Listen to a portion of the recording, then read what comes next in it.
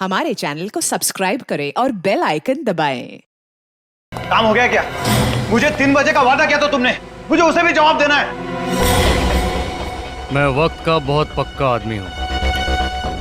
ये लो अपनी घड़ी, देख लो सब कुछ ठीक है या नहीं।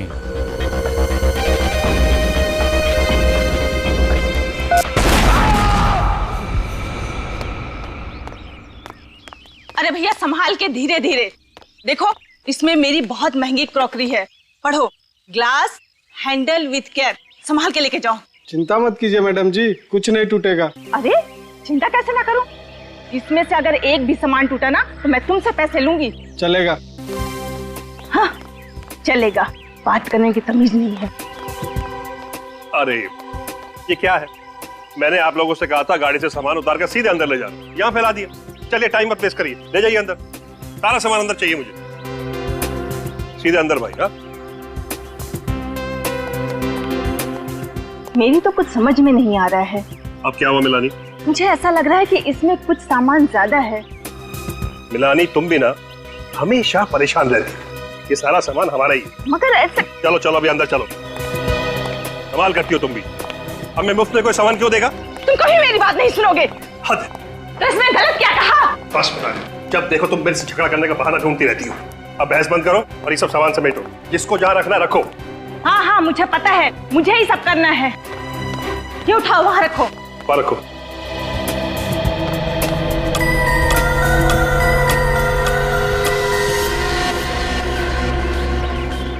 चलो चलो जल्दी लाओ सामान सब।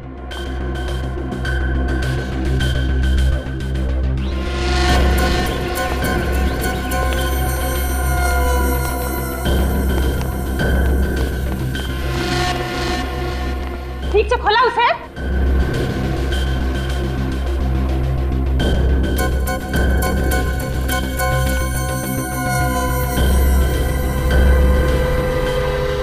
आप? जी मैं आरटीवी टेलीफोन एक्सचेंज से आया हूँ, आपके यहाँ ये टेलीफोन लगाना है। अच्छा। आई कार्ड है आपके पास? हाँ जी।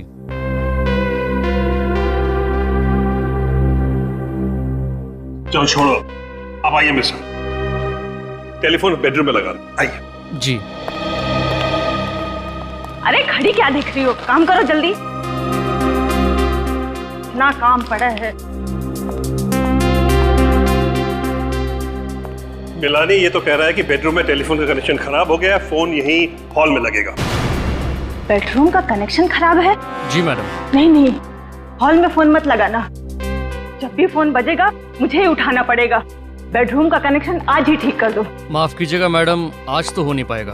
आपके घर के अलावा मुझे 2 और घरों में जाना है। अरे छोड़ो ना, तुम बिल्कुल फिक्र मत, फोन यहीं लग जाने दो।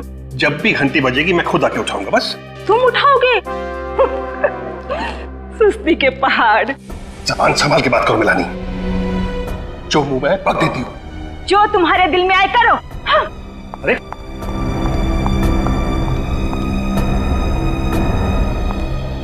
छोड़िए, कुछ भी बक देती है। आप प्लीज अपना काम कीजिए।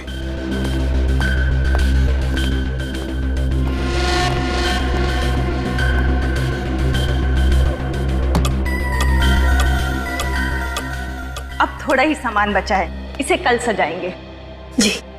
मिलानी तुम बिल्कुल फिक्र मत करो, हमारे पास वक्त ही वक्त है, आराम से सजा लेना। हाँ तुम तो बोलोगे ही, आखिर घर तो हमें ही सजाना है ना।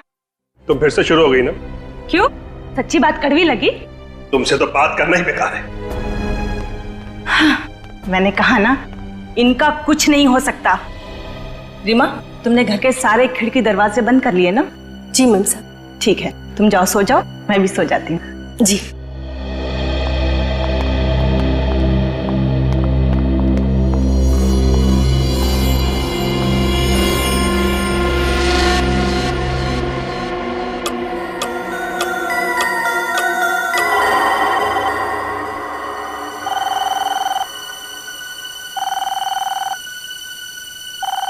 फोन की घंटी।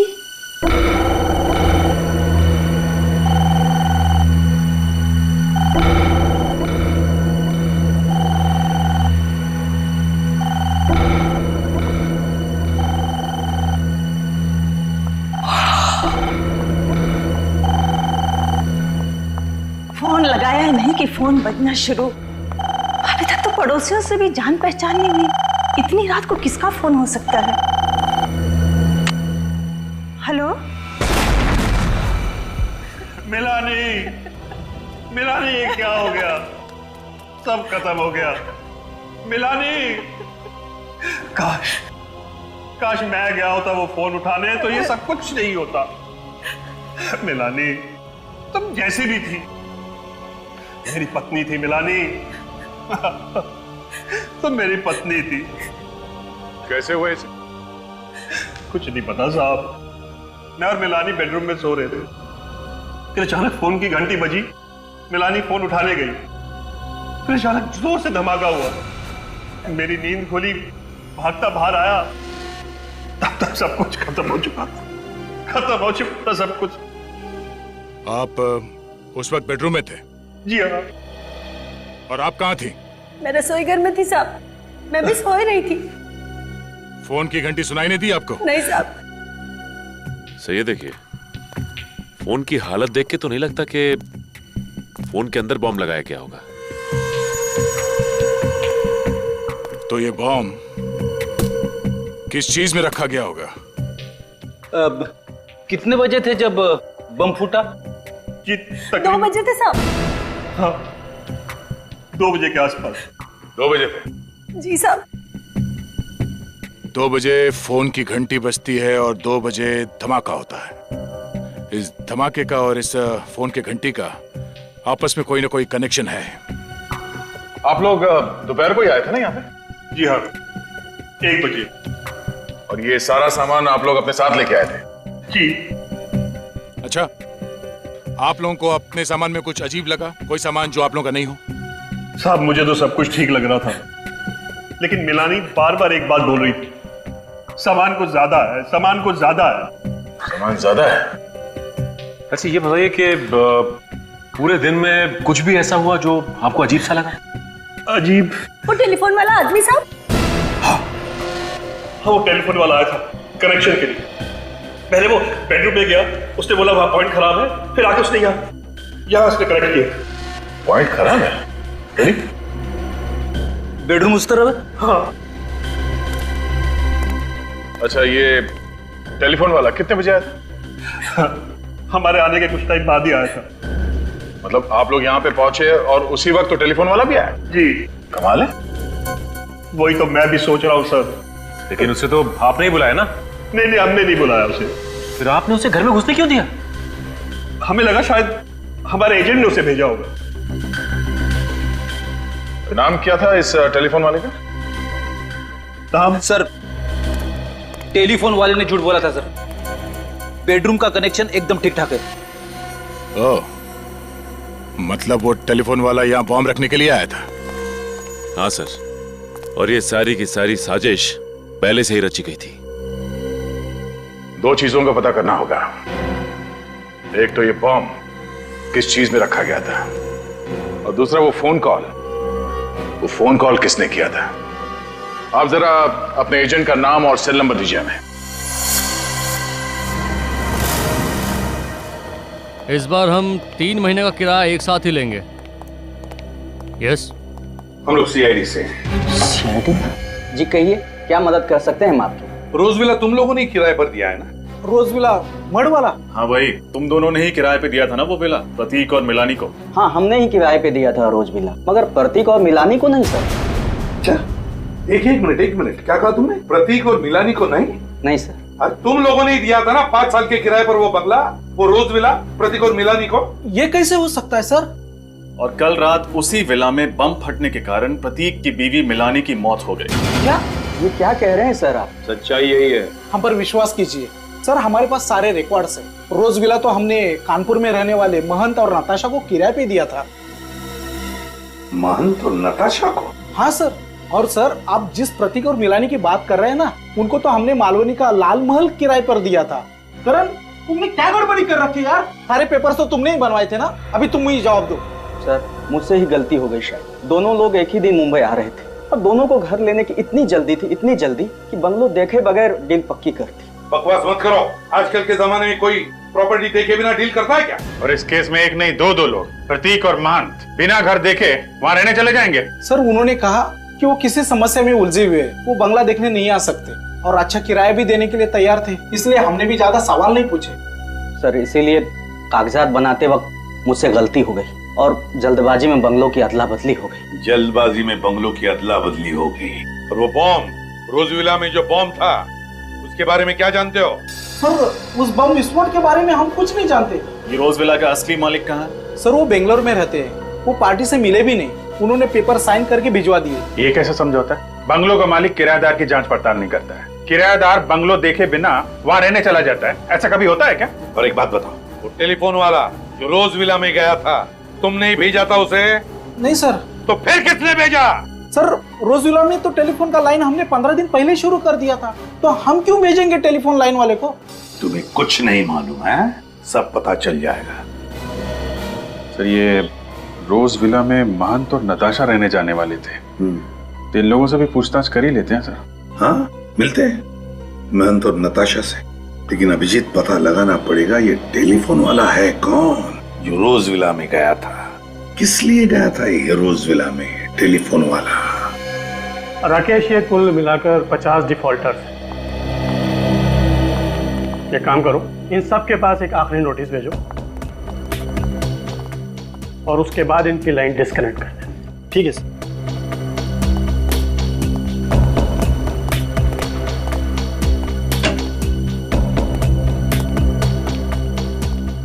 आप ही आरटीबी टेलीफोन एक्सचेंज के एरिया सुपरवाइजिंग मैनेजर हैं? जी मेरा नाम विवेन है सर। देखिए हम लोग सीआईडी से, रोजविला मड आइलैंड में एक औरत का खून हुआ है और उसी सिलसिले में हम आपके एक कर्मचारी से मिलना चाहते हैं। वो कर्मचारी कल इस रोजविला में गया था एक नया टेलीफोन एक्सचेंज करने के लिए।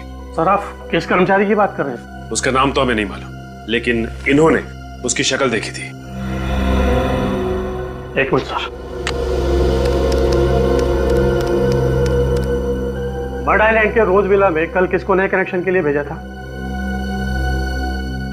क्या 2 हफ्ते पहले नया कनेक्शन लग चुका है और लाइन चालू है? किसे भेजा था वहां पर? चंदर को। ठीक है उसे अंदर भेजो। साहब ये हमें मालूम था कि रोजविला में 2 हफ्ते पहले ही एक नया कनेक्शन हो चुका है और फोन चालू है, इसीलिए हम इस कर्मचारी से, इस चंदर से मिलना चाहते हैं। आपने मुझे बुलाया सर? हाँ चंदर, ये लोग तुमसे मिलना चाहते हैं। साहब ये वो आदमी नहीं है जो कल रोजविला में आया था। ठीक से याद है ना तुम्हें? ये वो आदमी नहीं था? नहीं साहब ये वो आदमी नहीं था, मैडम ने उसका आईडी भी चेक किया था। ये वो आदमी नहीं है? ये चंदर नहीं है? तो फिर चंदर जी तुम्हारे नाम पर कोई और कैसे गया था रोजविला में नया टेलीफोन कनेक्शन करने के लिए? कैसे गया था कोई और? क्यों? क्या तुमने तुम्हारा आइडेंटिटी कार्ड किसी और को दिया था? दिया था या नहीं? बताओ तुम्हारा आई कार्ड बताओ, बताओ तुम्हारा आई कार्ड। नहीं सर।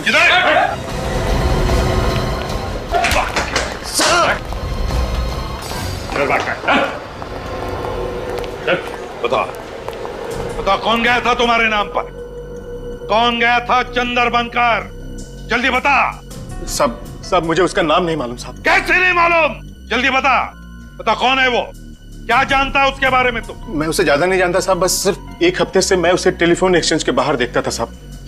उसने मुझसे दोस्ती की, अपना प्लान बताकर मुझे अच्छे पैसे दिए साहब, ताकि मेरा मुंह बंद रहे। और क्या जानता है उसके बारे में? वो मुझसे मिलने के बाद अक्सर रिक्शा पकड़ता था साहब। रिक्शा पकड़ता था? और क्या कहता था रिक्शा वाले को? कहाँ जाना है कहता था? चारको।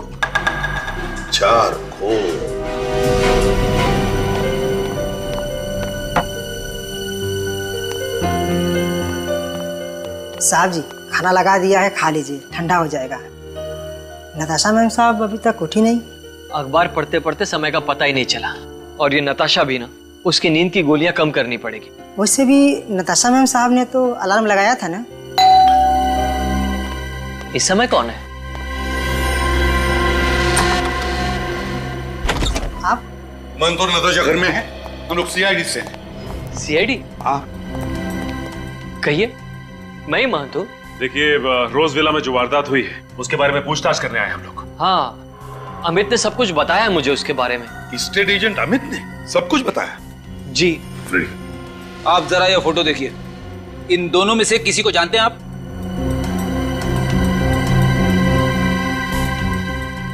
नहीं। मान जी, ये मिलानी और प्रतीक है। जिस रोज विला में आप दोनों रहने जाने वाले थे, आपकी जगह ये गए और फिर आपको पता है क्या हादसा हुआ। ये प्रतीक और मिलानी है।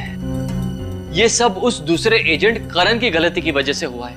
न वो बंगलों की अदला बदली करता और न ही ये सब कुछ होता। लेकिन मान जी, बात अलग है। हमें शक है कि रोज विला के बॉम्ब फटने से मिलानी की जो मौत हो गई, वो बॉम्ब प्रतीक और मिलानी के लिए नहीं बल्कि आप दोनों के लिए था। आप लोगों के लिए। हम लोगों के लिए? जी हाँ। लेकिन हमें कौन मारना चाहता है? नताशा कहाँ है? आपकी बीवी कहाँ है नताशा? वो तो सो रही है। गॉड, 2 बज गए और अब तक सो। नताशा! नताशा! नताशा! नताशा! नताशा! नताशा! छोड़ दीजिए मुझे, छोड़ दीजिए मुझे नताशा के पास जाना है। मान जी, थोड़ा आप नताशा के पास नहीं जा सकते। अगर आप गए तो कोई एविडेंस होगा तो नष्ट हो जाएगा। प्लीज, हम आपका दुख समझेंगे। प्लीज सचिन, फ्रेडी, देखो जरा गौर से, अच्छी तरह से देखो क्या मिलता है। नताशा।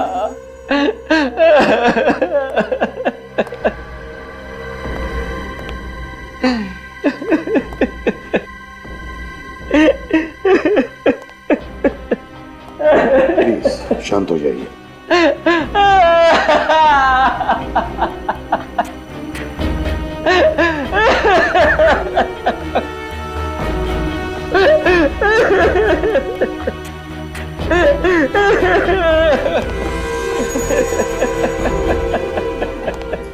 सर, घड़ी के टुकड़े, अलग अलग घड़ियों के। इतने सारे घड़ियों के टुकड़े? मान जी, नताशा के कमरे में इतनी सारी घड़ियां कैसे? नताशा को नींद से उठने में तकलीफ होती थी, इसीलिए उठने के लिए वो 3-3 घड़ियों में अलार्म लगाती थी। 3-3 घड़ियों? तो कहीं बॉम्ब इन घड़ियों में तो नहीं फिट किया गया था? बात बताइए, क्या ये घड़ियां नताशा ने खरीदी थी? जी हाँ। कहाँ से खरीदी थी, आप बता सकते हैं? यही पास ही में एक दुकान है, नीड्स नाम की, वहीं से खरीदी थी। नीड्स? जरूर घड़ियों में कुछ गड़बड़ है। मिल गया। अरे साळुंखे, क्या पता चला? जरा हमें भी तो बता। अरे बॉस, सारा फर्नीचर इतना तहस नहस हो गया है कि मुझे फर्नीचर का एक एक टुकड़ा बहुत अच्छी तरह से चेक करना पड़ा, ये पता लगाने के लिए कि आखिर ये बम बना किस केमिकल से। ये देखो, ये है उस केमिकल का कार्बन चेन। कौन सा केमिकल है ये? सेस्पेक्स टॉक्सिन। सेस्पेक्स टॉक्सिन? हाँ, वैसे तो और भी केमिकल्स मिले हैं मुझे, लेकिन ये सेस्पेक्स टॉक्सिन केमिकल सबसे ज्यादा मात्रा में मिला। अब बॉस, ये सेस्पेक्स टॉक्सिन सबसे ज्यादा इस घड़ी पर मिला है। इतना ही नहीं, इस घड़ी पर मुझे उस बॉम्ब के डेटोनेटर के अंश भी मिले। इस घड़ी के टुकड़ों पर से? इसका मतलब है कि बॉम्ब घड़ी के अंदर फिट किया गया था। सर, कहीं ये घड़ी भी उन सामानों में से तो नहीं जिसे मिनाली ज्यादा सामान कह रही थी? हो सकता है। फ्रेडी, सचिन, काम करो, ये घड़ी के जितने भी टुकड़े हैं इन्हें जोड़ने की कोशिश करो। अब समझ में आ रहा है सर। जैसे इस घड़ी में 2 बजे इस घड़ी के अंदर रखा गया बॉम्ब ट्रिगर हुआ और फट गया। सर, ये कोई इत्तेफाक नहीं है कि रात 2 बजे फोन की घंटी बजती है, मिलानी उस फोन को उठाने के लिए हॉल में आती है और उसी वक्त बॉम्ब फट जाता है। हाँ अभिजीत, एक बहुत बड़ी साजिश है ये। बस पता लगाना चाहिए कि ये फोन किया किसने था, किसने किया था फोन। सर, मुझे तो इस काम वाली बाई पे शक है सर। उस टाइम से कहा था कि ठीक 2 बजे धमाका हुआ था, मगर उसने कोई घड़ी नहीं पहन रखी थी, तो एग्जैक्टली धमाका कितने बजे हुआ उसे कैसे पता? इस काम वाली बाई से फिर से पूछताछ करनी पड़ेगी। लेकिन एक बात तो पक्की है कि बॉम्ब घड़ी में ही फिट किया गया था और जैसे ही घड़ी में रात के 2 बजे धमाका हो गया और मिलानी मर गई। एक बात और बात, ठीक ऐसा ही घड़ी वाला बॉम्ब सेम कॉम्पोजिशन का मुझे नताशा के घर के सामान में भी मिला है।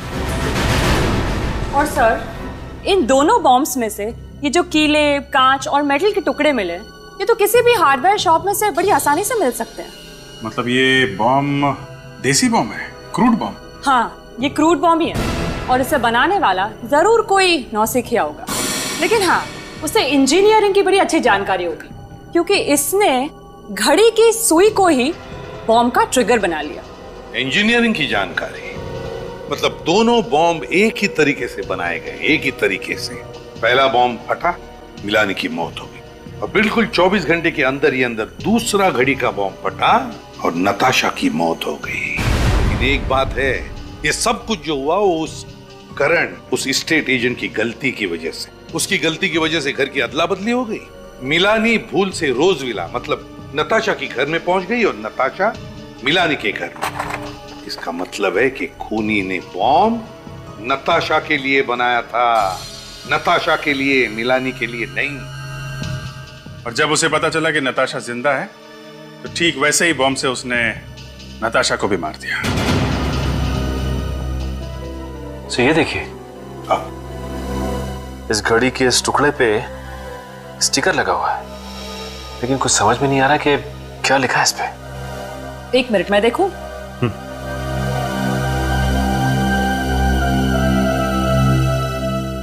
हाँ, अब देखिए, कुछ कुछ नजर आ रहा है।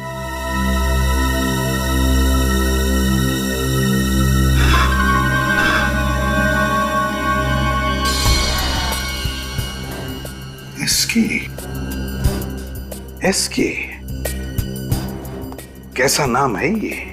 एसके, कहीं ये कोई कंपनी तो नहीं जहां पर ये घड़ी बनी है, या फिर कोई दुकान जहां से ये घड़ी खरीदी गई है? ठीक से साफ सफाई करो। ये देखो कहां पे धब्बे लगे, पोंछो इसे। एक्सक्यूज मी, जी कहिए सर। जरा ये स्टिकर देख, एसके, ये आपकी दुकान का है? एसके, जी हाँ सर। सर ये स्टिकर तो मेरे दुकान का ही है सर। और तो और ये जो घड़ी का टुकड़ा है, इस घड़ी को तो मैंने पिछले हफ्ते ही बेचा था सर। आपकी इस घड़ी में एक हथियारे ने बॉम्ब फिट किया था और उस बॉम्ब के फटने से एक औरत की मौत हो गई।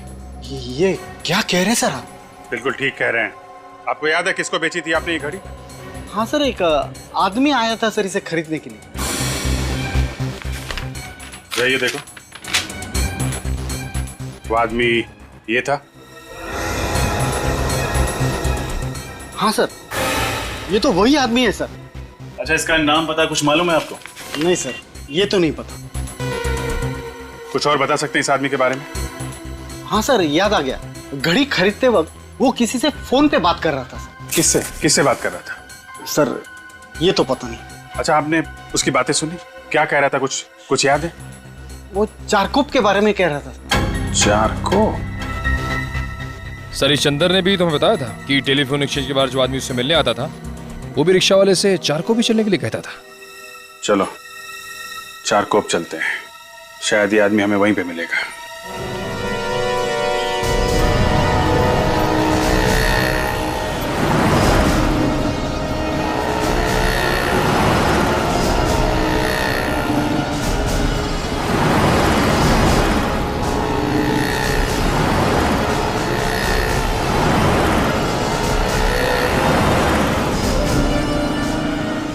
सर कुछ नहीं पता चला। सर उधर किसी को कुछ नहीं पता। कमाल है। एक दुकान सामने है, उससे पूछते हैं।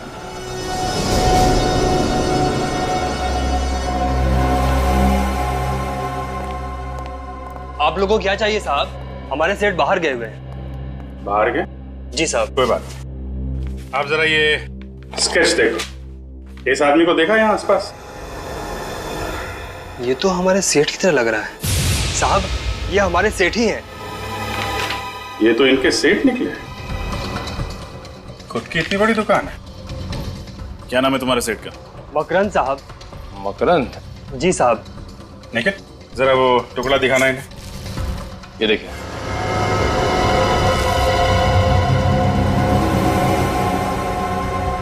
ये आपको कहां से मिला?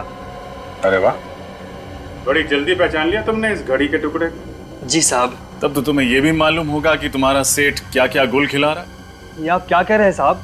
मेरे कुछ समझ में नहीं आ रहा। समझ में नहीं आ रहा? ये टुकड़ा जब घड़ी हुआ करता था तो तुम्हारे साहब ने इसमें बॉम्ब फिट किया था, जिसकी वजह से 2 औरतों की जान चली गई, समझे तुम? क्या? मेरे सेठ और बॉम्ब? हाँ, बॉम्ब। और तुम तो ऐसे चौंक रहे हो जैसे तुम्हें कुछ मालूम ही नहीं है। साहब, मैंने मकरंद साहब को घड़ियां लाते हुए और ले जाते हुए देखा था। अच्छा, कहाँ लेके आते थे घड़ी? कहाँ रखते थे? वहाँ पीछे कमरा है, मकरंद साहब घड़ियों को उसी में रखते थे। चलो देखते हैं वो कमरा। दिखाओ, कहाँ पे है? आइए साहब। देखो लाइट का स्विच कहाँ पे है? सर। साहब, मकरंद साहब ने कभी हमें इस कमरे के अंदर आने नहीं दिया। वो हमेशा इसे बंद ही रखते थे।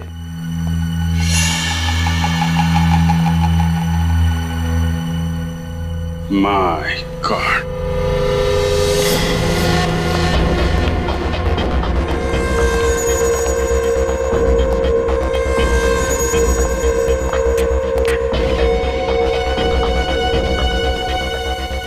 बॉम्ब बनाने का सामान। सर, इसका मतलब मकरंद यहीं बैठकर बॉम्ब्स बनाता था, घड़ियों के अंदर फिट करता था। क्या ये सब? यहाँ इतना सब कुछ चल रहा था और तुम लोगों को कुछ पता नहीं चला? घड़ियां तो हमने देखी थी साहब, लेकिन उसके अंदर मकरंद साहब ने क्या हेरा फेरी की ये हमें मालूम नहीं पड़ा। सर, ये देखिए। ये तो रोज विला की फोटोज है। यस सर, बंगलो खाली है और सारी तस्वीरों में बंगलों का अंदर का हिस्सा दिख रहा है और ये सारी तस्वीरें हर तरफ से ली गई हैं। पर सर, खाली बंगलों के अंदर की तस्वीरें खींचने का क्या मतलब हो सकता है? मतलब ये निखिल की प्रतीक और मिलानी के रोज विला में जाने से पहले मकरंद उस बंगलो में गया और वो घड़ी बम कहाँ पे फिट करना है वो जगह तय कर ली। सर, लेकिन बंद पड़े हुए बंगलों के अंदर जाकर तस्वीरें खींचना ये कैसे मुमकिन हुआ होगा? मतलब इस मकरंद के पास रोज विला की चाबी थी, किसी जान पहचान वाले ने उसे चाबी दी होगी, मगर किसने? वैसे तुम्हारे मकरंद साहब गए कहाँ हैं?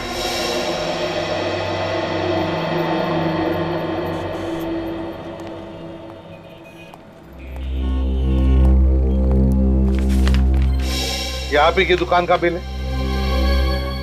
जी सर, ये बिल मेरी ही दुकान का है। तो फिर इस पर जो 3 घड़ियां बेची गई है नताशा को, वो किसने बेची? शायद सोहन ने ये घड़ियां बेची थी सर। तो बुलाओ इस सोहन को। वो आज काम पे नहीं आया सर। काम पे नहीं आया? क्यों? देखिए ना, परसों ही उसे काम पे रखा था और कल से गायब है। परसों काम पे रखा, परसों उसने घड़ियां बेची और कल से काम पे नहीं आ रहा है। कमाल है सर। लेकिन सर, जो घड़ियां नताशा जी को उसने बेची थी वो हमारे स्टॉक में थी ही नहीं। क्या मतलब है आपका? वो घड़ियां सर, घड़ियां। मैंने उसे पूछा भी कि वो घड़ियां कहाँ से लाया, तो उसने बताया कि हमारे स्टॉक में ही पड़ी थी। अगर तुम्हारे स्टॉक में नहीं थी तो फिर तुमने माना कैसे है? अब सर, नताशा जी को वो पसंद आ गई थी, माल बिक रहा था, पैसे आ रहे थे, तो मैंने बहस नहीं की। तुम्हारी इस लापरवाही की वजह से क्या हुआ मालूम है? नताशा की मौत हो गई। Sorry sir.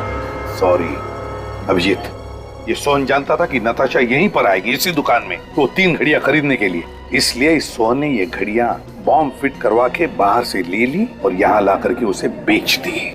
मतलब सब कुछ पहले से ही तय था? हाँ, सब कुछ पहले से ही प्लान था। सोहन का पता है तुम्हारे पास? जी सर, उसने जिस नंबर से मुझे फोन किया था वो नंबर मेरे मोबाइल में होगा। नंबर दो जरा। जी, 03622 91919 919। जी सब क्या हुआ? ये नंबर तो स्टेट एजेंट करण का है। करण का? हाँ सर, उस दिन जब हम लोग ऑफिस में गए थे तो मैंने उससे नंबर ले लिया था। लगाओ इसे, देखते हैं।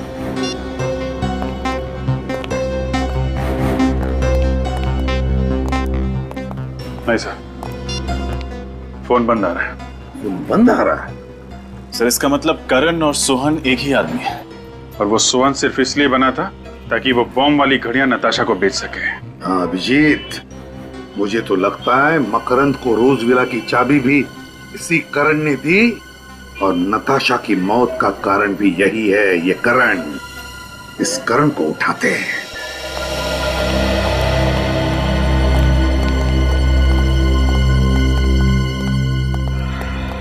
आप लोग?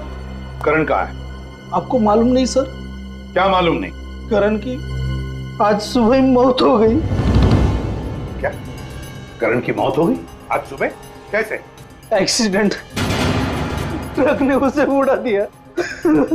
वो हॉस्पिटल तक भी नहीं पहुंच पाया बेचारा। एक्सीडेंट या खून? क्यों एक्सीडेंट या खून? अभिजीत, मुझे तो यही लगता है ये एक्सीडेंट नहीं खून है। खूनी को पता चल गया कि हम करण को उठाकर उससे सच उगलवा लेंगे, तो उसने उसका खेल ही तमाम कर दिया। अच्छा ये बताओ, ये जो बंगलो आपस में बदले थे, ये गलती सिर्फ करण की थी या फिर? नहीं सर, वो सिर्फ करण की वजह से हुई थी। फिर भी तुम कुछ जानते हो, हमें पता है। क्या जानते हो बताओ जल्दी। देखो घबराओ मत, सच सच बताओ तो तुम्हें कुछ नहीं होगा, कोई कुछ नहीं करेगा तुम्हें। बताओ क्या जानते हो। देखिए सर, वो पिछले 2 दिन से काफी डरा हुआ है। उसके मन में कोई राज था। राज? कैसा राज? वो राज बताने से पहले उसकी मौत हो गई। क्या जानता था ये करण जिसकी वजह से उसकी मौत हो गई? करण के घर की तलाशी लेते हैं सर। सर वो इतना डरा हुआ था कि 2 दिन से ऑफिस में ही सो रहा था। क्या? 2 दिनों से वो ऑफिस में ही सो रहा था? वो घर गया ही नहीं? घर गया ही नहीं। करण 2 दिनों से घर गया ही? ये क्या है अभिजीत? पिछली बार जब हम यहाँ आए थे तब तो ये पेंटिंग नहीं थी, है ना? हाँ सर, ये 2 दिन पहले ही खरीदी है। किसने? करण ने। 2 दिन पहले करण ने ये पेंटिंग खरीदी? 2 दिन पहले? है ना बड़ी अजीब बात। एक आदमी जिसके सिर पर मौत मंडरा रही है, जो 2 दिन से डर के मारे अपने घर नहीं जाता लेकिन ऑफिस में सोता है, वो आदमी 2 दिन पहले ये पेंटिंग खरीदता है। क्यों क्यों खरीदता है ये पेंटिंग? है अच्छी है पेंटिंग, लेकिन है क्या इसमें जो करण ने इसे खरीदी? खोलकर देखे क्या?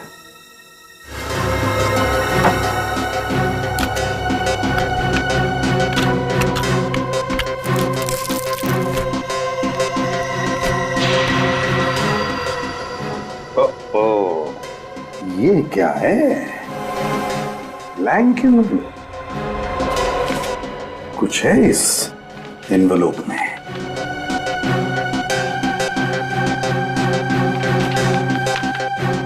माय गॉड, तो ये है वो राज जो करण जानता था और जिसकी वजह से उसकी जान चली गई, जिसकी वजह से नताशा का खून हुआ और जिसकी वजह से मिलानी मर गई।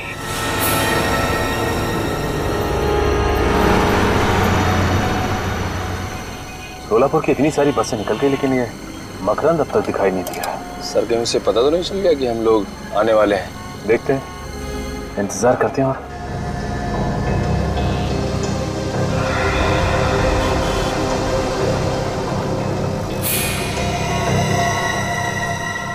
वो देखो नहीं, चश्मे वाले के बगल में वो आदमी बिल्कुल मकरंद जैसा लग रहा है। हाँ सर, शायद ये मकरंद ही है। चलो जल्दी आओ।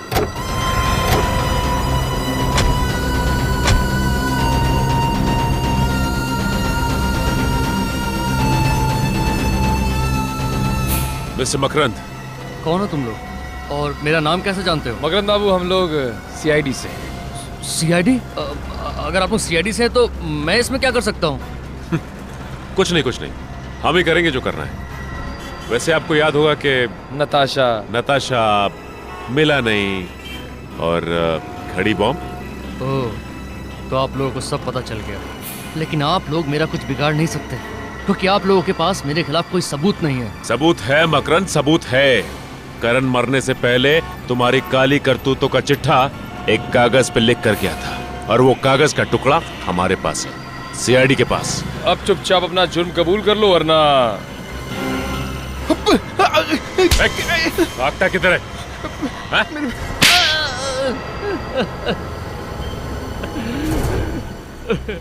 हाँ, मैं ही जिम्मेदार हूँ मिलानी, नताशा और करण के खून का। ये सारे खून तुमने किए क्यों? पैसों के लिए।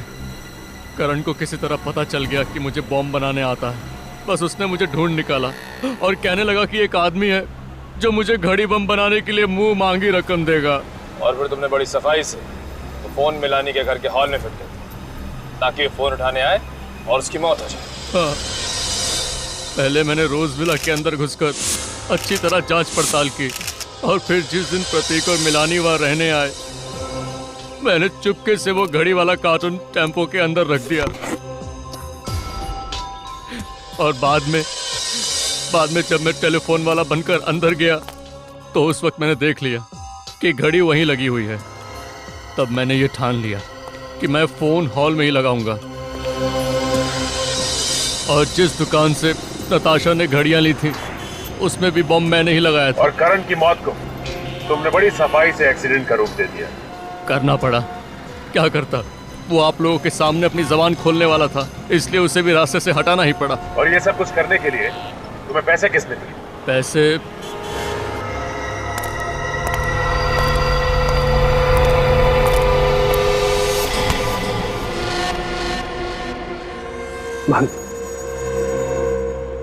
सारा प्लान चौपट हो गया है। सीआईडी ने पूरा खेल बिगाड़ कर रख दिया है, लेकिन मैंने अपना वादा पूरा किया। मैंने भी अपना वादा पूरा किया। आज के बाद हम लोग भूल जाएंगे कि हम लोग एक दूसरे को कभी जानते भी थे। चलो, अलविदा। प्रतीक, बैग को हाथ मत लगाओ। पीछे हटो, बैग खोलना नहीं, पीछे हटो। संभाल के।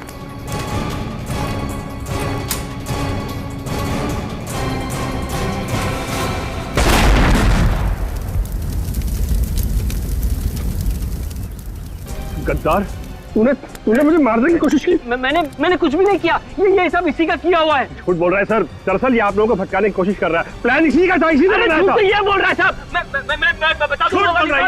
अरे कमाल कर रहा है। मैंने कुछ नहीं किया साहब। मेरा ये झूठ बोल रहा है। इसने क्या किया और क्या नहीं अभी पता चल जाएगा।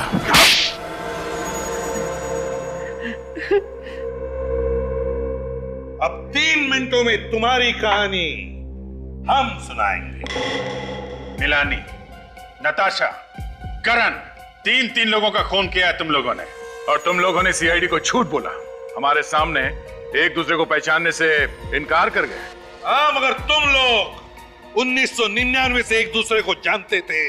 तुम लोगों ने मिलकर एक फैक्ट्री शुरू की और जब धंधे में नुकसान हुआ तो दोनों अलग अलग हो गए। प्रतीक तुम गए दार्जिलिंग और महंत तुम गए कानपुर। क्यों?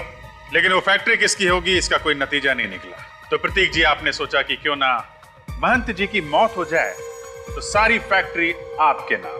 और फिर एक दिन अचानक तुम दोनों दोस्त बन गए और ये गहरी साजिश रची। और ये हमें कैसे पता चला? करण से। करण जो कई साल पहले तुम दोनों का नौकर हुआ करता था, उसी ने तुम दोनों का काला चिट्ठा लिख कर रख दिया कागज पर हमारे लिए, समझे? 3 मिनट खत्म। अब तुम लोग बोलोगे और हम सुनेंगे। सही कहा आप लोगों ने। ये सब इस प्रतीक का शुरू किया हुआ है। ये हमारी फैक्ट्री की प्रॉपर्टी बेचना चाहता था। हाँ, मिलानी मुझ पर दबाव डाल रही थी क्योंकि हमारा कर्जा सर के ऊपर चढ़ चुका था। बस इसलिए क्या? इसलिए इसने प्लान बनाया। इसे पता था कि हम लोग मुंबई आ रहे हैं। मुझे और मेरी बीवी नताशा को जान से मारने के लिए मकरंद की मदद से इसने रोज विला बंगलो में बॉम्ब प्लांट किया। मिस्टर प्रतीक, तुम्हें तो मालूम था कि रोज विला में बॉम्ब लगा हुआ है, फिर तुम अपनी पत्नी के साथ वहां रहने क्यों चले गए? सर, मिलानी की रोज रोज की नोक झोंक से मैं परेशान हो चुका था, थक चुका था। वो मुझे डिवोर्स देने को तैयार नहीं थी। इसलिए जब मुझे पता चला कि करण से गलती हो चुकी है तो मैंने सोचा क्यों ना इस मौके का फायदा उठाया जाए और इसी बहाने मिलानी से अपना पीछा भी छुड़ा लिया जाए। और मिस्टर महंत, जब आपको पता चल चुका था कि प्रतीक आप दोनों की जान लेना चाहता है तो आपको सीआईडी के पास आना चाहिए था। आप हमारे पास क्यों नहीं आए? क्योंकि ये भी दूध का धुलावा नहीं है सर। मिलानी के मौत के कुछ घंटों बाद ही इसने मुझे फोन पर धमकी दी और हमारी पुरानी जगह पर मिलने को कहा। कुछ साबित नहीं कर पाओगे मान तुम, इससे कोई फायदा नहीं होने वाला। बिना मेरे फायदे के मैं अपना वक्त बर्बाद नहीं करता प्रतीक, नेवर। तुमने मुझे और मेरी बीवी नताशा को बॉम्ब ब्लास्ट में उड़ाने का बहुत अच्छा प्लान बनाया था, मगर भला हो उस करण का जो उस बॉम्ब ब्लास्ट में तुम्हारी बीवी मिलानी ही मारी गई। सोचो प्रतीक, सोचो, अगर यही बात मैंने सीआईडी को बता दी तो बता क्यों नहीं देते? बिजनेसमैन हूं ना, हर बात में सबसे पहले अपना फायदा सोचता हूं। अच्छा, तो मुझे बचाकर तुम्हें क्या फायदा होने वाला? ना, सिर्फ मुझे ही नहीं, तुम्हें भी। हम दोनों को बहुत बड़ा फायदा हो सकता है अगर तुम मेरा छोटा सा प्रस्ताव मान लो तो। कैसा प्रस्ताव? देखो प्रतीक, हम दोनों ने मिलकर पार्टनरशिप में बिजनेस शुरू किया था, ये सोचकर कि करोड़ों कमाएंगे, ऊंचाई तक पहुंचेंगे। आज हम लोग ऊंचाई तक तो पहुंच गए, मगर नीचे करोड़ों का कर्जा है। ये सारी मुसीबतें टल सकती है प्रतीक, अगर तुम मेरी बात मान लो तो। देखो मान, जो कहना है साफ साफ कहो। अब तुमने तो बड़ी आसानी से बॉम्ब ब्लास्ट करके अपनी बीवी मिलानी को मरवा दिया। नहीं, मैं सच कह रहा हूं ना। तुम कहना क्या चाहते हो मान?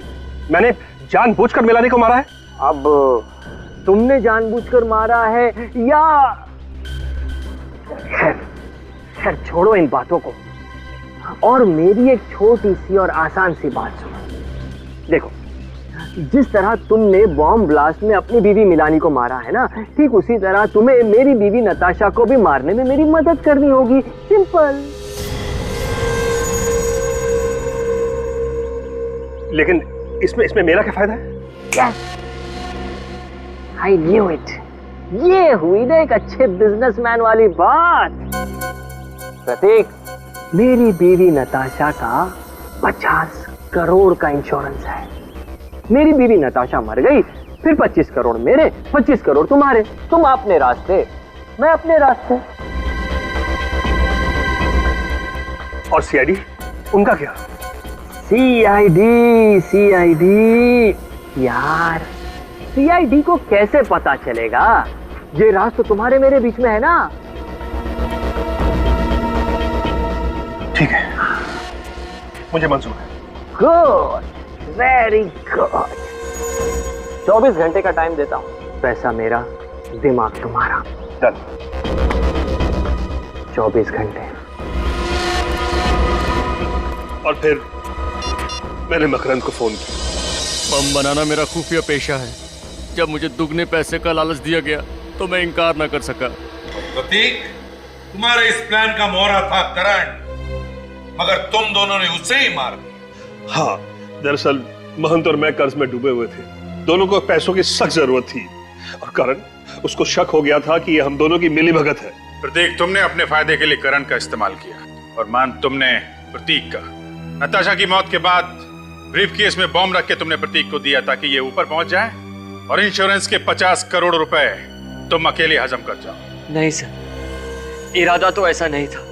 मैंने प्रतीक से कहा भी कि जब तक सीआईडी का मामला ठंडा नहीं हो जाता धीरज रख और इंश्योरेंस के पैसे आने का इंतजार कर, मगर इसने मेरी एक नहीं सुनी। अब इसके हिस्से के इंश्योरेंस के 25 करोड़ रुपए मैं अपनी जेब से तो दे नहीं सकता था, इसीलिए। वक्त के साथ खेलने का बड़ा मजा आता है ना तुमको। अब जेल में बैठकर एक एक सेकंड, एक एक मिनट, एक एक घंटा, एक एक दिन गिनते रहना, तब तक फांसी का ऑर्डर आ ही जाएगा। For more updates, subscribe to our channel, click the show links and enjoy watching the videos.